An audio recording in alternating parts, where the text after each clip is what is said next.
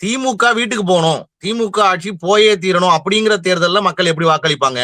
இல்ல வந்து ஒரு ஆன்டி இன்கம்பன்சியை வந்து சாட்டிஸ்ஃபை பண்ண ஒரு ஆட்சி அப்படி இருக்கிறப்ப, இப்ப வந்து திமுக வந்து என்ன கொண்டு வர பாக்குது அரசியல? மாநில உரிமை, மாநில சுயாட்சி, டெல்லியோட ஆதிக்கம், இதெல்லாம் ஒரு தேர்தல். எது மக்கள் மத்தியில அதீத பேசு பொருளாகுதோ அதை பொறுத்து தான் விஜய் போன்ற இல்ல எந்த மாற்று சக்திக்குமே ஒரு ரோல் கிடைக்கும் அந்த இடத்துல. அப்படி பாத்தீங்கன்னா என்ன பொறுத்த வரைக்கும் விஜய் வந்து இப்ப சொல்றது அவருடைய வாக்கு சதவீதங்களை நம்ம கணிக்க முடியாது. ஆனா விஜய் 12% எடுப்பார், 15% எடுப்பார், 20% எடுப்பார் அப்படிங்கறதெல்லாம் வந்து அது எப்படி சொல்றது? நான் இன்னைக்கு வந்து அந்த நான் சொல்ற அந்த ப்ரொட்டஸ்ட் கருத்து கணிப்பாளர்கள் போலதான் மக்கள் வந்து நான் சும்மா ரேண்டமா விஜய்க்கு போடுறேன்னு சொல்ற மாதிரி இருக்குது ஒரு மாற்றம் நோக்கி.